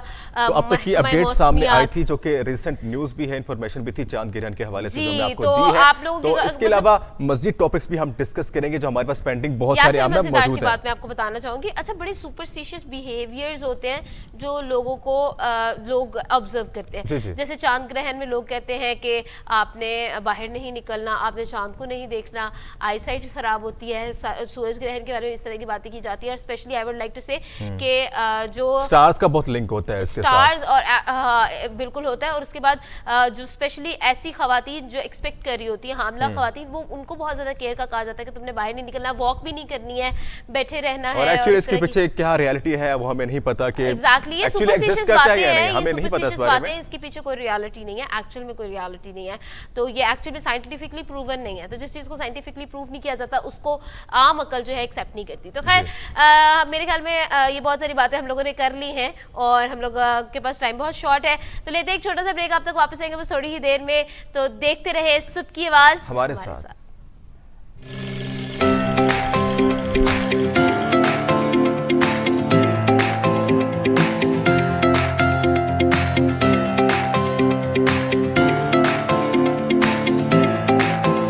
बिस्मिल्लाहिर्रहमानिर्रहीम, अस्सलाम वालेकुम, वेलकम बैक नाज़रीन। सुबह की आवाज़ में एक बार फिर खुशामदीद। तो और हम जैसे और आज हम आपको बताने वाले हैं स्टॉक एक्सचेंज में कारोबार के लिए एक पॉजिटिव बहुत ज्यादा पॉजिटिव डे। तो यासिर, बड़ा इंटरेस्टिंग चीज होती है जब रातों रात ओवरनाइट बंदा अमीर हो जाए। आपको कैसा लगेगा? मतलब लाइक आप सोए हो और सुबह उठे तो आपके पास आपके बैंक अकाउंट में लाइक $1 बिलियन। हाँ, तो कैसा लगेगा? तो पहले मैं परस्यू करूंगा कैसे आए हैं पैसे। हाँ। एक्चुअली तहकीकात हो, क्योंकि मैं बड़ा तशवीश में मुब्तला हो जाता हूँ कि एक चीज अचानक से सडन चेंज जब आता है ना किसी चीज के अंदर, तो मैं तफ्तीश करता हूँ। बंदे को यकीन नहीं आता। हाँ, आई वुड मतलब जैसे अगर मैं अज्यूम करूँ तो सबसे पहले तो यासिर अपने आप को चुटकी काट के देखेंगे कि इज इट ट्रू। फिर मैं किसी को यार तुम मेरा मारो, ठीक है ना, थप्पड़ मारना मुझे एक दफा। अब ठीक है, फिर हम तहकीकात करेंगे, फिर पैसों को छुपाएंगे, फिर पैसे डिवाइड करेंगे, एसेट्स डिवाइड करके, ताकि एक अकाउंट में पड़े जाएंगे ना, फिर नैब का इशू बन जाएगा। तो उससे बचने के लिए हम पहले अपने को सिक्योर करेंगे और उसके बाद वो एसेट्स बनाएंगे जो एक्चुअली जिसकी इंक्वायरी ना हो सके। तो फिर हम इस तरह से अपने आप को अमीर तर अमीर करेंगे, फिर बिजनेस स्टार्ट करेंगे, फिर वही मुर्गी के अंडे से लेकर हम बिल गेट्स बन जाएंगे। बिल्कुल ऐसा ही है। तो खैर पाकिस्तान स्टॉक एक्सचेंज के बारे में मैंने आपके बनाए गए शॉपिंग मॉल में शॉपिंग भी कर ली हुई है। अब हम अपने एक्चुअल आज के टॉपिक की तरफ आते थे जी। एक बहुत पॉजिटिव बीम आया, हमें नजर आया, एक बहुत अच्छा चेंज नजर आया स्टॉक एक्सचेंज में। कल के दिन कारोबार के लिए एक बहुत मुस्बत दिन रहा और स्टॉक एक्सचेंज में बहुत ज्यादा पॉजिटिव चेंजेस हमें नजर आए। तो let's just go into the technicalities without wasting the time. तो यासिर, क्या कहते हैं, बताएं कि अब तक की जो न्यूज़ सामने आई है हम ये बता दें कि बिजनेसमैन कितने खुश हैं। हाँ बिल्कुल, कितने खुश हैं कि स्टॉक एक्सचेंज का मामला जब आता है तो वो फौरन से जो है वो ग्राफ के ऊपर बैठे होते हैं और उनकी नजरें उधर ही होती हैं कि इस वक्त क्या फ्लक्चुएशन चल रही है। तो खैर उनके लिए रिसेंटली एक और खुशखबरी सामने आई है। डॉलर के हिसाब से भी आती रही है, लेकिन स्टॉक एक्सचेंज में भी इस बार खुशखबरी लास्ट टाइम देखने को मिली है कि 100 इंडेक्स में से उनका तकरीबन 4,20,47 पर इनका स्टॉक पॉइंट जो है 42,047 का जो है उनका 191 पॉइंट्स का इजाफा इस वक्त देखने में आया है। तो जी कारोबारी दिन था और 100 इंडेक्स में जो है 350 पॉइंट्स का जो है उनका बैंड रहा और बहुत इंटरेस्टिंग रहा। बाजार में 24 करोड़ शेयर्स के जो सूद थे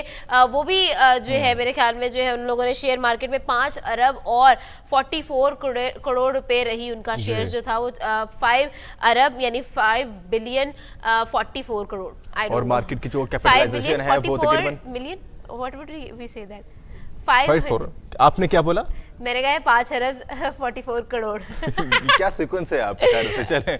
आपने खैर ठीक बोला जो भी बोला, लेकिन उसके बाद जो मार्केट की जो कैपिटलाइजेशन है वो भी 6,000 से तजावुज कर चुकी है। अब तक की रिपोर्ट सामने आई है जिसमें बताया गया है कि 6,751 अरब रुपए का इजाफा हुआ इसमें। एग्जैक्टली अगर हम लोग बात करें तो मार्केट की कैपिटलाइजेशन जो है उसके अंदर 17 अरब रुपए से बढ़कर जो है 6,751 अरब रुपए जो है इसमें इजाफा हुआ है। तो ये बहुत इंटरेस्टिंग बात है और एक्चुअल में स्टॉक एक्सचेंज के लिए बहुत बहुत बड़ी न्यूज़ है जी। और खुश हो जाए जी, बैरिके टाउन में अपने अपने प्लॉट्स ले ले और अमीरों वाली फीस लेना शुरू कर दे। उनके लिए अमीरों वाली है जिनके यार उनकी मार्केट चल रही है, जहाँ वो वर्क कर रहे हैं ब्रोकर्स के लिए, उनके लिए बिल्कुल ऑफ कोर्स है जो वहाँ पे इन्होंने इन्वेस्ट किया हुआ है। तो उनके लिए फ्लक्चुएशन बहुत मैटर करती है। जहाँ उनको बहुत बड़ी रेशो मिलती है तो वो अगले लॉस के लिए तैयार होती हैं कि कहीं भी लॉस भी आ सकता है। तो ये फ्लक्चुएशन है, ये लक भी चलती है, इसमें आपकी किस्मत है, आपकी अपनी एफर्ट्स होती हैं, आपकी अपनी अकाउंटेबिलिटी होती है। इसको चेक करते हुए आप अपनी रेशो को बरकरार रख सकते हैं। तो अब तक की जो रिसेंट इन्फॉर्मेशन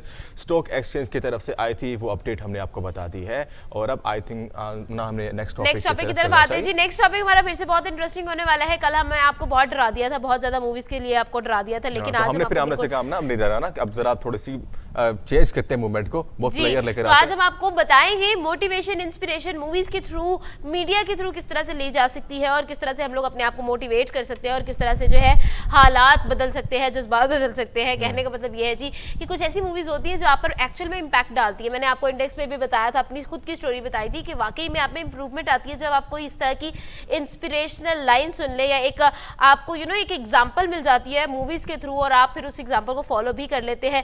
तो जी जिंदगी बदल देने वाली आज हम आपको 20 फिल्मों के बारे में बताने वाले हैं। और वी ऑल नो कि इंस्पिरेशन का जो मतलब है वो बहुत सारे लोग उसको बहुत सारे मीनिंग्स देते हैं। जैसे इंस्पायर होने का मतलब लोग कहते हैं कि मुतासिर होना भी होता है और पुरजोश तरीके से मुतासिर होना और एक फॉलो करना और बहुत सारे मीनिंग्स आ जाते हैं। लेकिन एक्चुअल में मुतासिर करके अपनी लाइफ के अंदर उसका एक इम्पैक्ट भी नोटिस करना ये बहुत कम मूवीज में हमने देखा है। तो आज हम आपको कुछ ऐसी मूवीज के इंडेक्स बताएंगे, नाम बताएंगे जो कि आप जाके देख क्योंकि सकते एक्चुअली हैं। मीडिया का काम ही सिर्फ यही होता है कि आपको इन्फ्लुएंस करना। एक्चुअली सिर्फ ना सिर्फ मीडिया इसमें फिल्म होती है, बल्कि न्यूज़ है, आपकी इंफरटेनमेंट है, और इसके अलावा एंटरटेनमेंट जो भी आप चैनल्स में देख रहे हैं, चैनल चाहे यूट्यूब हो, नेटफ्लिक्स हो या आपका सैटेलाइट हो, तो आप में जो भी मीडिया का एक्चुअली वर्क है वो आपको इन्फ्लुएंस करना है। आपको एक्चुअली वही गाइड करता है कि आपका रहन सहन कैसा है, आपका माशरा कैसे होना चाहिए, और आपको अपनी लाइफ किस तरह से स्पेंड करनी है, उसके मुताबिक आप अपनी लाइफ को ढाल लेते होते हैं। तो आज हम आप लोगों ना का बताने वाली हैं कि ज्यादातर हम लोगों का जो है ना उतना हम लोग इन टच नहीं रहते हॉलीवुड मूवीज के साथ, इंग्लिश मूवीज के साथ, और डिफरेंट जो मूवीज बनाई जाती हैं वो बहुत ज्यादा अच्छी होती है, लेकिन फिर भी हम लोग उनके साथ इन टच नहीं रहते।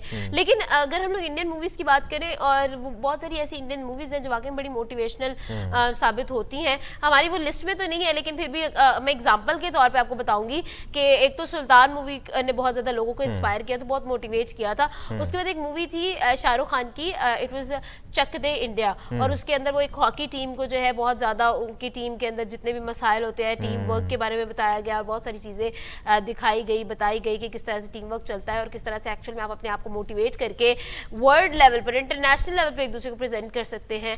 तो ये सारी बातें जो है ना इंडियन मूवीज की तरफ से भी बहुत ज्यादा बताई गई थी। लेकिन आज हम लोग जो है स्पेसिफिकली बॉलीवुड की बात नहीं करेंगे, बल्कि ऑल अराउंड द ग्लोब ऐसी मूवीज के बारे में बात करने वाले हैं जो हमें इंस्पायर करती हैं, जिंदगी की एक नई उमंग पैदा करती हैं हमारे अंदर। और एक्चुअल में अगर हम लोग कहीं जाना चाहते हैं, कहीं पर पहुंचना चाहते हैं, हमारा कोई ड्रीम, हमारी कोई लाइन ऑफ लेंथ है, तो हम लोगों को एक्चुअल में कुछ आइडियल्स जो हैं उसको सेट करना पड़ता है, कुछ चीज़ें हैं आइडियल सिचुएशंस को सेट करना पड़ता है, और एक्चुअल में एक क्या कहते हैं रोल मॉडल बनाना पड़ता है। और वो रोल मॉडल जो है वो आपके लिए इसलिए बनाया जाता है क्योंकि आप उसको फॉलो करें और उसको उसकी जो तरीकाकार था, उसकी जो जर्नी थी, उसको अपनी लाइफ में इम्पोज करें। तो ये मूवीज जो है वो भी हमें इसी तरह का एक सबक देती हैं और मोटिवेशन जो है हमें देती हैं। तो without wasting more and more time हम लोग जो है एक लिस्ट का जो है आपको नाम अनाउंस करते हैं, उसके बाद will come back to you, और आप ने भी हमें बताना है कि आपने कौन कौन सी मूवीज देखी है। यासिर, मैं आपसे भी पूछूंगी कि आपने इनमें से कौन सी मूवी देखी है।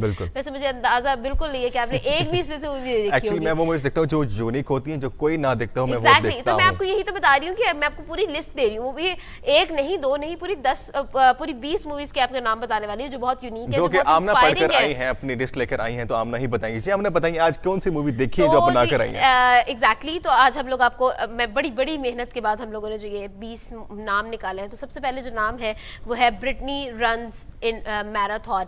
तो इसकी एक लड़की की स्टोरी है, और उसके अंदर वो जो है मैराथन के अंदर पार्ट लेती है, और मैराथन के अंदर जो उसको मैराथन में भागते हुए और उसकी प्रैक्टिस करते हुए उसको जो मुश्किलात का सामना, जो हर्डल्स का सामना होता है, वो इसकी स्टोरी दिखाई गई है कि वो किस तरह से इन सबको ओवरकम करके कम बैक करती है और मैराथन के अंदर जो है एक नाम बनाती है। तो दिस इज अ मूवी ही जो कि रिलीज हुई थी 2019 में, जिसका नाम है ब्रिटनी रन्स अ मैराथन। उसके बाद जी नेक्स्ट मूवी पर आते हैं, और ये है द बकेट लिस्ट। ये मूवी बहुत इंटरेस्टिंग, बहुत मज़ेदार है, और उसके अंदर जो है ज़िंदगी की खुशियों के बारे में बताया गया है, किस तरह से जो है आप अपनी खुशियों के लिए लड़ सकते हैं, और बहुत इंटरेस्टिंग सी मूवी है जी। 2017 में रिलीज़ हुई थी, आपको जो है सोशल मीडिया साइट्स पर भी मिल जाएगी, तो आप जाएँ इसको देखें। देन शेफ़, एक ऐसे शेफ़ की स्टोरी है जो कि बहुत इंटरेस्टिंग सी, मतलब like he was nothing at all, और बहुत ज़्यादा हर्डल्स के बाद वो फाइनली किचनरी और किचनेट के नाम में और शेफ़ और बीइंग अ शेफ़ वो एक नाम बना लेता है। 2014 के अंदर ये जो मूवी है वो रिलीज़ की गई थी, और बहुत ज़्यादा इंस्पायरिंग मूवी है। डू वॉच इट, एक्चुअल में आपको जो है मोटिवेशन मिलेगी। उसके बाद है जी गुड विल हंटिंग। 1997 में ये मूवी बनाई गई थी, मैंने ये नहीं देखी इसलिए मुझे इसकी स्टोरी का नहीं पता, लेकिन ये बहुत इंटरेस्टिंग मूवी है। मैंने थोड़ा सा इसके ट्रेलर देखा था आने से पहले, तो ये वाकई में बड़ी थ्रिलिंग मूवी लगी है मुझे। और नाम है जी गुड विल हंटिंग। स्टोरी क्या है वो, अगर क्योंकि मैंने भी सिर्फ ट्रेलर देखा तो मैं ज़्यादा उसकी डिटेल नहीं आपको बता सकूंगी। एंड देन हमारे पास है जी ग्राउंड हॉक डे। ठीक है, ग्राउंड हॉक डे जो है वो बहुत मजे की मूवी है, बहुत ज़्यादा इंटरेस्टिंग मूवी है। 1993 के अंदर ये रिलीज हुई थी। थोड़ा सा आपको विंटेज का टच मिलेगा उसके अंदर, थोड़ा सा विंटेज वाला टच आएगा, लेकिन इंटरेस्टिंग मूवी है, लाजमी देखिएगा। और उसी के साथ है हिडन फिगर, खवातीन जो अपने राइट्स के लिए लिए लड़ रही होती हैं और इसके बाद जो है बहुत इंटरेस्टिंग सी स्टोरी है, अपने हिडन टैलेंट्स को वो दिखाती हैं। तो ये बड़ी इंटरेस्टिंग मूवी क्या नाम है 2016 में हिडन फिगर्स के नाम से जो है सिनेमा घरों में हमें देखने को मिली थी। आप सोशल मीडिया साइट्स पे इसको दोबारा देख सकते हैं। जॉली एंड जूलिया 2009 में ये मूवी, अब आपने लिस्ट बना लेनी है, ठीक है, मैं दोबारा नहीं बताना, मैं आपको बता रही हूँ, तो लिस्ट बना लीजिए। जॉली एंड जूलिया जो है 2009 में ये मूवी थी, ये भी 2009 में आ चुकी थी, सोशल मीडिया साइट्स में आपको अवेलेबल होगी। देन 2016 में लाइन नाम से एक मूवी आई थी जो कि एक पर्सन की स्ट्रगल के बारे में मूवी थी कि किस तरह से उसने स्ट्रगल करके तमाम तर चीज़ों को ओवरकम करते हुए एक नाम बनाया, किस तरह से जो है एक ट्रेंड सेट किया, ये एक उस लड़के की स्टोरी है। तो लाइन के नाम से ये मूवी आपको मिल जाएगी जी। Then the pursuit of happiness, एक ऐसे आदमी की कहानी जो बहुत ज़्यादा गरीब होता है, बहुत बैकवर्ड एरियाज होता है, उसके पास खाने के पैसे नहीं होते, उसके बच्चे को खिलाने के पैसे नहीं होते, तो वो क्या करता है कि एक बहुत ही कम रिसोर्सेज के साथ एक बिजनेस स्टार्ट करता है।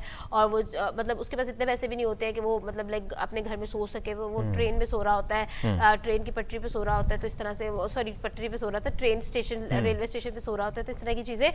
तो खैर फाइनली लेकिन फिर भी उसका जो बेटा है वो होप नहीं छोड़ता और अपने बाप के साथ रहता है, तो उसको खुश करने की कोशिश करता है। तो इसी तरह से उसके बाप को मोटिवेशन मिलती है और वो फिर छोटे बहुत कम रिसोर्सेज के साथ बहुत ज़्यादा जो है एक बहुत बड़ा बिजनेस जो है वो सेट कर लेता है। फिर अपनी बीवी को बताता है, अपनी बीवी को जो है वो गिफ्ट्स लेकर देता है। उसकी बीवी बड़ी अपसेट रहती है कि तुम्हारे पास पैसे नहीं है ये वो, लेकिन बाद में सब ठीक हो जाता है। तो ये एक स्टोरी है, एक बहुत इंटरेस्टिंग स्टोरी है। 2006 आप जो लिस्ट मुझे बता रहे हैं, इससे मुझे ऐसा लगता है कि ऐसी फिल्म होगी जो एक्चुअली मैंने पढ़ी होगी या देखी होगी, जो मुझे भी इंटरेस्टिंग लगी होगी। तो मुझे ऐसी प्रेडिक्शन आ रही है, मुझे लग रहा है ऐसे क्या होगा। चलो नौ भी कंटिन्यू देखते हैं इसको अभी। तो आपने नहीं देखी द परस्यूट ऑफ हैप्पीनेस? नहीं देखी? नहीं देखी मैंने। आपने मुझे चैलेंज किया कि आपने कोई मूवी नहीं देखी होगी, तो मैं समझता हूँ कि मैंने मूवी देखी होगी। हाँ, मुझे लगता है आपने यस मैन देखी होनी है। नो, आगे चले, अभी अब आगे चले। चलो ठीक है। तो जी उसके बाद जो है बड़ी इंटरेस्टिंग सी मूवीज, परस्यूट ऑफ हैप्पीनेस बहुत, और फिल्म आपने भी स्टडी की है मेरे ख्याल से। सॉरी, वो फिल्म आपने भी स्टडी की होगी। हाँ मे बी, क्योंकि मैं मूवीज के अंदर बड़ी इन्वॉल्व रहती हूँ, मुझे नेटफ्लिक्स का बहुत शौक है भाई, मैं बहुत ज्यादा देखती हूँ। आजकल तो एक महीना हो गया मेरे पास इतने पैसे भी नहीं है। अल्लाह अल्लाह अल्लाह। खैर हम लोग आगे की तरफ बढ़ते हैं। तो the pursuit of happiness is very good movie, बहुत ज्यादा इंस्पिरेशनल, बहुत मोटिवेशनल मूवी है। डू वॉच इट, ये तो मैं आपको हाईली हाईली रिकमेंड करूंगी। मैंने खुद भी देखी है, बहुत अच्छी मूवी है जी, और मैंने बहुत पहले देखी थी ये। ओके, तो अभी भी मेरे पास ये मूवी पड़ी है, मैं कभी कभी थोड़ा थोड़ा देखती हूँ इसको। तो जी उसके बाद हमारे पास जो नेक्स्ट आती है वो है the secret life of Walter मटी। तो ये 2013 के अंदर जो ये मूवी रिलीज हुई थी, बहुत इंटरेस्टिंग मूवी है जी। और एक्चुअल में एक सीक्रेट लाइफ दिखाई गई है और मतलब बहुत सारी हिडन चीज़ें दिखाई गई हैं, और उस सीक्रेट लाइफ के अंदर किस तरह से उसने जो है अपने आप को मोटिवेट किया हुआ है, किस तरह से जो है एक लाइफ को वो लेकर चले हैं, उसके बारे में एक स्टोरी है, बड़ी इंटरेस्टिंग है। Do watch it. ये मैंने थोड़ी सी देखी थी लेकिन पूरी नहीं देखी, इसलिए मैं बता नहीं सकती कि एक्चुअल में इसको देखना चाहिए कि नहीं, लेकिन मेरी रिसर्च के मुताबिक ये मूवी बहुत अच्छी है और इसके रिव्यूज़ के मुताबिक ये मूवी बहुत अच्छी है और इंस्पायर करने वाली मूवी है। और एक्चुअल में लोगों के बहुत पॉजिटिव रिव्यूज़ हमने देखे हैं, जिसकी वजह से हमने इसको अपनी लिस्ट में भी शामिल किया है। और जी उसके बाद है जी द शाशनिक रिडेम्पशन, जो कि 1994 में आई थी। तो ये मूवी भी बहुत ज़्यादा रिव्यूज़ के मुताबिक बहुत ज़्यादा इंटरेस्ट डेवलप किया है इस मूवी ने, बहुत ज़्यादा अच्छी मूवी जो है। Have you seen the Truman show?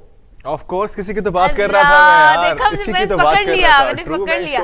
मेरी लिस्ट में बहुत नीचे था लेकिन मेरे एकदम माइंड में आया, मैंने कहा यही मूवी देखी हुई होगी। यही देखी थी मैंने, इसको हमने स्टडी किया पूरा हमने। एग्जैक्टली, हम लोगों ने लास्ट में इस पे डिस्कस भी किया था कि एक छोटी सी जगह पर इसको शूट किया गया था और एक्चुअली एक प्रोड्यूसर के डायरेक्टर के अंडर में रह रहा होता है स्टूडियो में। 1998 में ये मूवी थी और एक्चुअल में लोगों की तरफ से ये स्टेटमेंट सामने आ रही थी और इनके बनाए जाने वालों की तरफ से स्टेटमेंट सामने आई। ये लिस्ट में जब इसका नाम आएगा ना तब डिस्कस करेंगे। तो जी हम बड़े जोर से आ रहा था ट्रूमैन। चले आगे चले। द शाशनिक रिडेम्पशन जो है वो 1994 में आई। देन द सिविल सर्फर, एक लड़की की स्टोरी है जो कि सर्फिंग में बहुत ज़्यादा इन्वॉल्व है, उसके बारे में 2011 में ये मूवी आई थी, आपको सोशल मीडिया साइट्स पे मिल जाएगी। देन वाइल्ड एक मूवी है जो भी एक लड़की की स्टोरी है, 2014 में ये मूवी आई थी, बहुत इंटरेस्टिंग, बहुत मज़ेदार है। यस मैन है 2008 में। फॉरेस्ट गंप है 1994 में ये मूवी आई थी। देन रॉकी बहुत इंटरेस्टिंग मूवी है जो कि आमना जो मूवीज की लिस्ट है तो बहुत लंबी, ये तो कभी खत्म ही नहीं हो सकती। लेकिन ये है कि मैं फिर भी 20 मूवीज का नाम जरूर बताऊंगी, फिर भी हम इसका नाम आपको भाई अनाउंस मेरी कर देते ऑडियंस हैं। कॉपी पेंसिल लेके बैठी है, क्या बात कर रहे हैं आप? ओके, तो हम भी बता सकते हैं मूवीज यार, हमने भी देखी है मूवी। द ट्रूमैन शो बहुत इंटरेस्टिंग मूवी है यासिर। अब आपकी बारी है, अब आप बोले कि आपने क्या देखा इस ट्रूमैन मूवी के? स्टोरी जो है, जो उसके बारे में लास्ट टाइम डिस्कस भी किया था, उसको मैंने स्टडी भी किया था। तो एक्चुअली एक डायरेक्टर होता है, प्रोड्यूसर होता है, जिसके अंडर ये जो ट्रू मैन होता है, जो लड़का होता है, ये उसके पास रह रहा होता है, बाउंड हो चुका होता है 30 साल के लिए एक ऐसे स्टूडियो के अंदर जहाँ सिर्फ कैमरे, प्रोडक्शन और सिर्फ ये चीज़ें उसको नजर आती हैं, जहाँ वो सिर्फ बाउंड होता है और दुनिया नहीं देख सकता, ना उसे दिन का पता होता है ना रात का। और इवन के उसका जो पूरा होल्ड होता है उस पूरे एरिया का, वो डायरेक्टर के हाथ में। इवन कि अगर आपने क्लाइमेट चेंज करना है, बारिश करवानी है, तो वो भी डायरेक्टर के हाथ में है कि वो जिस तरह का एनवायरनमेंट उसको देना चाह रहा था उस ट्रू मैन को, उस तरह की सिचुएशन वो क्रिएट करना चाह रहा था। लेकिन एक्चुअली उस फिल्म में ये दिखाया गया कि जितनी मुश्किलात थी उसकी लाइफ में, जब वो बाउंड हो चुका था, उसने उससे ओवरकम कैसे किया, कैसे वो वहां से निकला, ये 30 साल की जो रेश होती है उसने कैसे गुजारी। और एक्चुअली वो दिखाना ही चाह रहा था, कंपेयर हमारी रियल लाइफ से की गई है कि हम एक्चुअली अपने प्रॉब्लम से किस तरह से बाहर निकल सकते हैं। तो इस सब को कंपेयर करते मूवी बनाई गई थी। और उसमें 20 साल बाद भी मूवी जब ये रिलीज हुई, जब देखी गई लोगों के अंदर, मार्केट में दोबारा अनाउंस की गई, तो तब भी इस मूवी की रेशो बहुत ज्यादा थी देखने के लिए, इसकी कमाई बहुत ज्यादा हुई। और जब ये मूवी बनाई गई थी तो एक्चुअली जो इसके हीरो थे जिन्होंने परफॉर्मेंस दी है वहाँ पे, तो इनका ये मानना था कि उन्होंने एक्चुअली एट दैट टाइम जब फिल्म बनी होगी तो उन्होंने तकरीबन 50 लाख की रेशो कम की थी, जो उनको डिमांड एक्चुअली हुई थी, जो उनको ऑफर की थी। उन्होंने कहा था 50 लाख मैं कम लूंगा,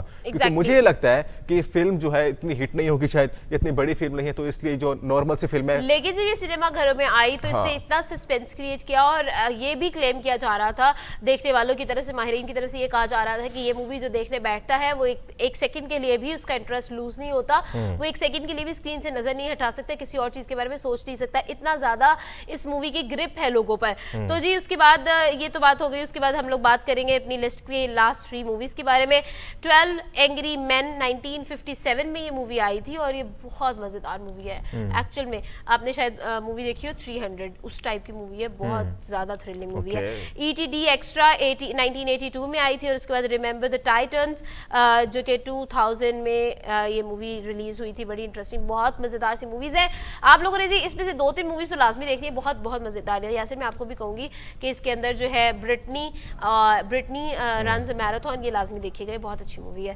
तो उसके बाद यस मैन बहुत मजेदार है और नेटफ्लिक्स पे अवेलेबल भी है। आई थिंक सो अब ना हमारा टाइम बहुत कंज्यूम हो चुका है, तो अब जो है हमें हाँ तो जी मैं यही ज़रूर कहना चाहूँगी कि मोटिवेशन जो है, मोटिवेशनल के बहुत ज़्यादा इंटरेस्टिंग मूवी है। इंस्पिरेशन जो है बहुत ज़्यादा ज़रूरी होती है। और उसके बाद ना मैं आपको यही बताना चाहूँगी कि मूवीज़ में आपको एक लाइन सेट हो जाती है और उस लाइन सेट जब हो जाती है तो उसको आप बड़ी आसानी से कंटिन्यू कर सकते हैं। तो इस तरह की चीज़ें काफ़ी ज़्यादा हमें देखने को मिलती हैं, सुनने को मिलती हैं, जो वाकई में बहुत इंटरेस्टिंग होती हैं। सो हम लोग बात कर रहे थे, डिस्कस कर चुके थे फिल्म्स को, तो अब फिल्म से हट के अगले टॉपिक की तरफ आते हैं, क्योंकि थोड़ा सा लंबा हो गया था और हमारे पास बहुत सारे टॉपिक्स और पड़े हैं जो हमें डिस्कस करने हैं। ठीक है Yasir, okay I get it. असल में मेरा मूवीज के लिए प्यार इतना ज्यादा है, I am so into the movies और इन सब चीजों के अंदर मैं बहुत ज्यादा इन्वॉल्व हूँ, तो इसलिए शायद मैं ज्यादा टची हो गई थी। आई एम सो सॉरी, मैंने आपको बहुत सारा टाइम ले लिया, लेकिन कोई बात नहीं। अगले टॉपिक की तरफ आते हैं और अगला टॉपिक हमारा ये है कि शुमाली कोरिया की तरफ से ये स्टेटमेंट सामने आई है। ये कहा गया है कि उसने जो मिसाइल के तजुर्बात जो किए हैं अपने सख्त हरीफ ममालिक जो है जनूबी कोरिया और अमेरिका पर हमले के लिए किए हैं और ये जंगी मशकें वो जारी रखने वाले हैं, इसके अंदर कोई रोकथाम नहीं आने वाली है। अगर हम रिसेंटली बात करें तो ये मिसाइल की जो एक सिचुएशन है वो हमें देखने को मिली थी अक्रॉस द बॉर्डर, और जनूबी एशिया और शुमाली एशिया के अंदर एक क्लैश जो है हमें नजर आया था। तो अब शुमाली कोरिया की तरफ से ये स्टेटमेंट बिल्कुल स्ट्रेट फॉरवर्ड स्टेटमेंट सामने आ चुकी है कि मिसाइल जो है उनके तजुर्बात हम लोग जारी रखने वाले हैं और ये जो तजुर्बात है ये हम लोग इसी वजह से कर रहे हैं। उसके अलावा जो है इस तरह की सिचुएशन जो है सामने आ रही है। जो रिसेंट न्यूज़ जो इस वक्त आ रही है हमारे चाइना के रीजन से, जो इस वक्त खबरें आ रही हैं कि वहाँ पे शुमाली कोरिया जो कि हमले के तजर्बे कर रहा है, जो कि अफेक्ट कर सकता है जनूबी कोरिया, और इसके अलावा अमेरिका को स्पेशली जो है बहुत टारगेट हो सकता है। तो इस वजह से इस वक्त उनकी बरी बहरी और फिजाई फौजें जो हैं इस वक्त अलर्ट हो चुकी हैं और अपनी मशकें जारी कर रही हैं। जो प्रैक्टिस है, ये काफ़ी टाइम से पहले भी चल रहा था, लेकिन अब इसकी रेशो बढ़ती जा रही है, जो कि हमारे उस रीजन में, हमारे एशिया के रीजन में खसूसी बहुत अलार्मिंग होता जा रहा है। इस वक्त ये बहुत चीज़ें पॉइंट हो रही हैं इस वजह से, और जो है अपनी जो जनूबी कोरिया की तरफ से भी वहाँ की जो फौजें वो भी अलर्ट हो चुकी हैं, और जी इसके बिल्कुल, अलावा अगर हम लोग अमेरिका की तरफ एग्जैक्टली से भी, पेंटागन की तरफ से भी, जो जराए की तरफ से जो खबरें आ रही हैं वो भी इस वक्त अलर्ट है,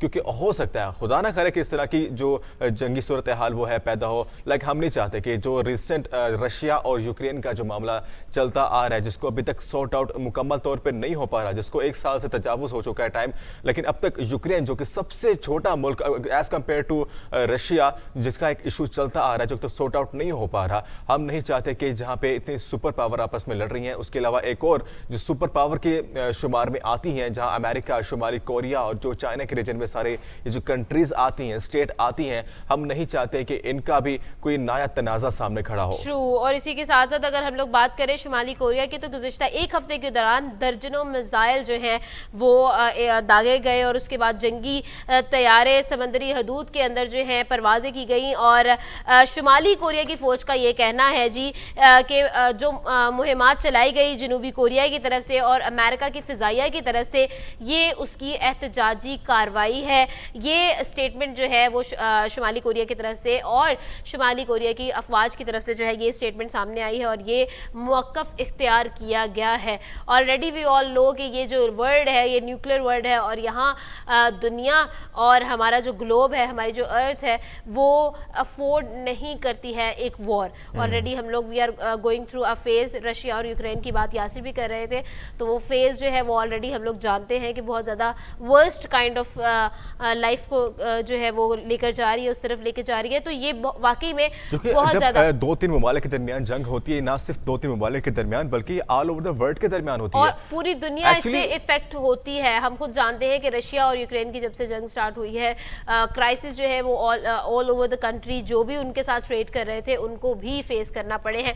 बहुत सी सैंक्शंस लगाई गई हैं और बहुत सारी चीज़ें जो है वो की गई हैं यूएन की तरफ से भी, तो ये बहुत सारी चीजें in this case the main point is that कि नेटो बहुत मैटर करता है। नेटो का जो अलायंस है, जो कि बहुत सारे कंट्रीज के साथ, जिसमें अमेरिका स्पेशली उसका मेंबर है एक्चुअली, जो कि नेटो के साथ अलायंस हो चुका है, उनकी आर्मी का, मिलिट्री का, जो कि किसी भी जंगी सूरत हाल में या इकोनॉमिक की जो है बुरहान के सूरत हाल में जो दूसरे ममालिक का साथ देता है, आपस का जो अलायंस इत्तेहाद है वो भी अमेरिका के साथ है। और दूसरी तरफ जहाँ शुमाली और जनूबी कोरिया आपस में जिनकी ये इस वक्त जो मशकें जारी हैं, उनकी तरफ से कोई अलायंस उसके सामने नहीं आया, वो एक इंडिपेंडेंट कंट्रीज हैं। उनके ऑलरेडी चाइना के साथ कुछ मामला जो है ख़राब नज़र आ रहे हैं, लेकिन इफ अगर ये इस तरह की अल्लाह ना करे सिचुएशन क्रिएट होती है तो एक बहुत बड़ा मसला क्रिएट हो सकता है, क्योंकि नेटो के पास एक बहुत बड़ी पावर मौजूद है। लास्ट टाइम रशिया और यूक्रेन का जो मामला था उसमें भी ये इशू आ रहा था कि एक्चुअली यूक्रेन की तरफ से वो एक्चुअली नेटो का मेंबर तो नहीं था, लेकिन मेंबर बनने जा रहा था, लेकिन एक्चुअली कंप्लीटली उसको एक्सेप्ट नहीं किया गया था। लेकिन फिर भी उनको उन तमाम ममालिक की तरफ से थोड़ी थोड़ी एक्चुअली असले की इमदाद होती रही थी। लेकिन रशिया चूंकि नेटो का मेंबर नहीं था, रशिया खुद इंडिपेंडेंट था और बहुत बड़ा मुल्क है रशिया, तो छोटे से यूक्रेन के अंदर कुछ जो सूबे थे उनको इन्वेड करना चाह रहा था। तो एट दैट टाइम ये बहुत बड़ा इशू था जो कि रिसेंट विंटर्स में स्टार्ट हुआ था, जिसको हम देख रहे थे। और उसकी तरफ से अब तक जो है सूरत हाल वहाँ पे ठीक नहीं हुई। वहाँ की फौजें तो वापस आ चुकी है, लेकिन फिर भी लाइक जैसे मशकें इस वक्त जो है शुमाली कोरिया की तरफ जारी हैं, वहाँ भी इस वक्त मशकें जारी हैं, मामला भी थमा नहीं है। अब दोबारा वंस अगेन यहाँ पे सिलसिला शुरू हो चुका है। शुमाली कोरिया की फौज की तरफ से ये स्टेटमेंट सामने आ रही है कि जो फंक्शनल वॉर है इसका सिलसिला जो है बैलिस्टिक मिसाइल के थ्रू हम लोग इसके तजुर्बे का दावा भी किया जा रहा है, और ये भी कहा जा रहा है कि इसके जरिए हम दुश्मन के ऑपरेशन कमांड सिस्टम को मफलूज कर देंगे, और हमने कर भी दिया है। इस तरह की स्टेटमेंट सामने आ रही हैं। तो ये एक स्टेटमेंट जो है अगर हम लोग अराउंड द ग्लोब बात करें तो शुमाली कोरिया, जनूबी कोरिया और अमेरिका के दरमियानी क्लैश के बारे में अगर हमने बात करें तो ये हालिया सिचुएशन से हमने आपको आगाह किया। इसी के साथ साथ जो है मजीद टॉपिक्स के लिए अभी हमें चाहिए एक थोड़ा सा ब्रेक, और आपको भी चाहिए क्योंकि आपने भी नाश्ते की तरफ वापस आना है, तो जल्दी से लेते एक छोटा सा ब्रेक, आप तक वापस आएगा बस थोड़ी ही देर में। तो देखते रहे सुख की आवाज हमारे साथ।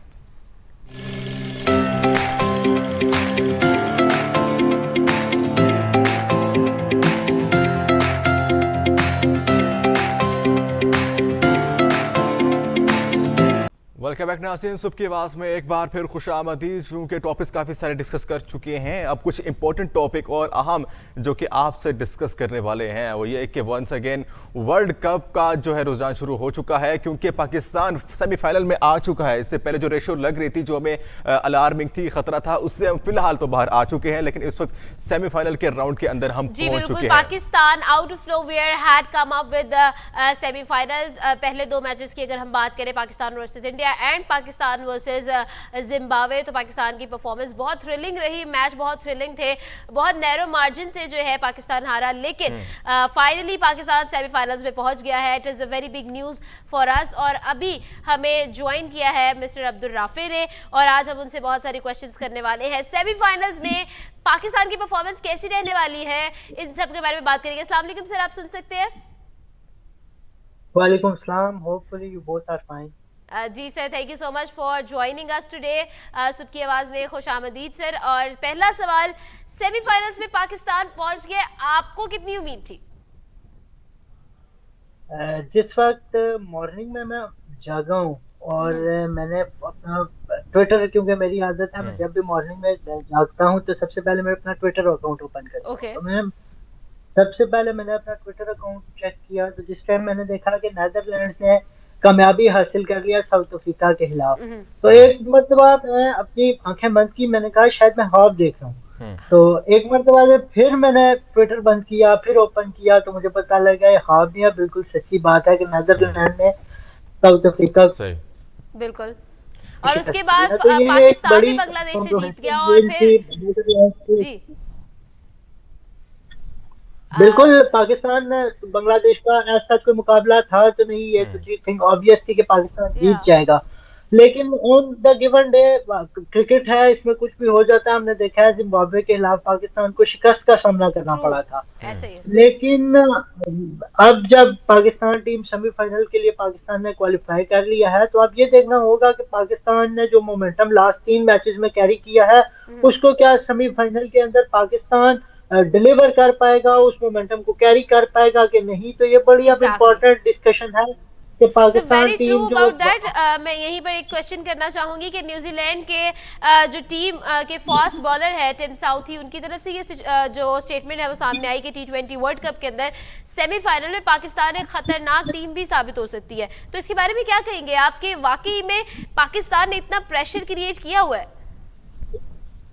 देखें, क्योंकि क्रिकेट के अंदर मोमेंटम बहुत मैटर करता है, और जिस तरह पाकिस्तान टीम ने मोमेंटम कैरी किया है, इस वक्त दुनिया की कोई भी टीम पाकिस्तान के खिलाफ खेलने को आ जाए तो पाकिस्तान टीम उसे शिकस्त दे सकती है और बआसानी शिकस्त दे सकती है।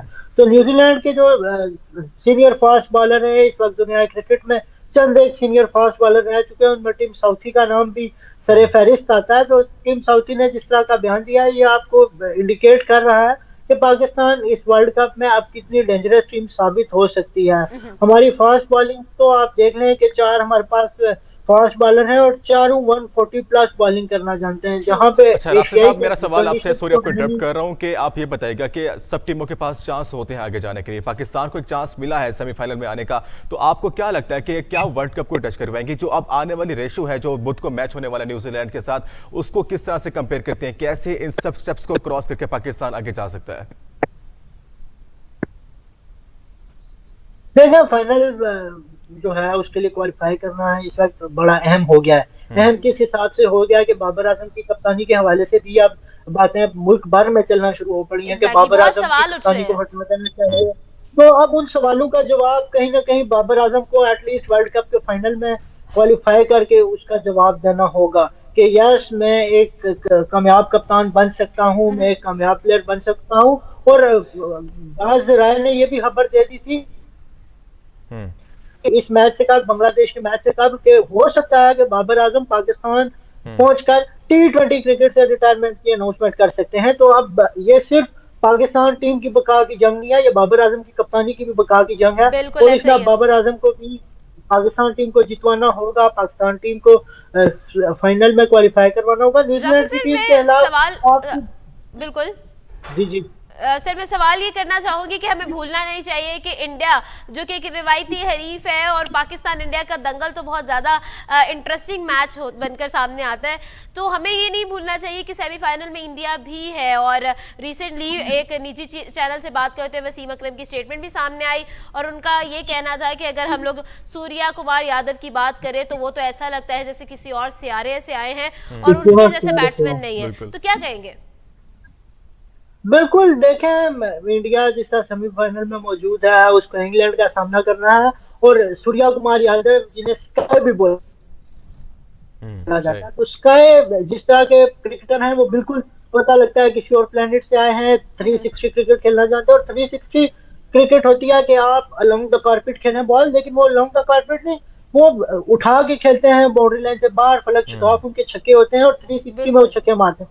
तो सूर्या कुमार यादव एक ऐसा क्रिकेटर है जो मेरे ख्याल से विराट कोहली के बाद इंडिया के पास बैट्समैन तो बहुत आए जिनका जिक्र हुआ है, लेकिन लाइमलाइट में आने वाले विराट कोहली के बाद दुनियाई क्रिकेट में जो सबसे भारत का अहम खिलाड़ी हो सकता है वो अब आने वाले बिल्कुल सही है सर, बिल्कुल ऐसे ही है। लेकिन एक मजे की बात मैं आपको बताऊं कि पाकिस्तान के खिलाफ तो सूर्या कुमार यादव स्टार्ट तो अच्छा लेते हैं, लेकिन एक अच्छी फॉर्चुनेट थिंग है कि पाकिस्तान के खिलाफ सूर्या कुमार यादव उस तरह खुल के नहीं खेल सकते जिस तरह वो दूसरी टीमों के खिलाफ। तो अगर हमें फाइनल में भारत का सामना करना पड़ जाता है तो हमारी बॉलिंग लाइन इतनी आसान नहीं है। आप देखें 140 से जब ऑस्ट्रेलियाई कंडीशन है जहां पर बॉल बाउंस लेके आता है, हमने देखा है कि डिस्टर्ब करता है बाउंस आपको। तो सूर्या कुमार यादव हूँ, विराट कोहली हूँ या फिर कोई भी टीम, अभी हम देखें फिलिप्स मौजूद है न्यूजीलैंड की टीम में, मार्टिन गप्टिल मौजूद है, दो उन्हें चांस दिया जा रहा, केन विलियमसन है, लेकिन कोई भी टीम है इस वक्त दुनिया क्रिकेट की, उसके लिए पाकिस्तान टीम खतरे की घंटी है।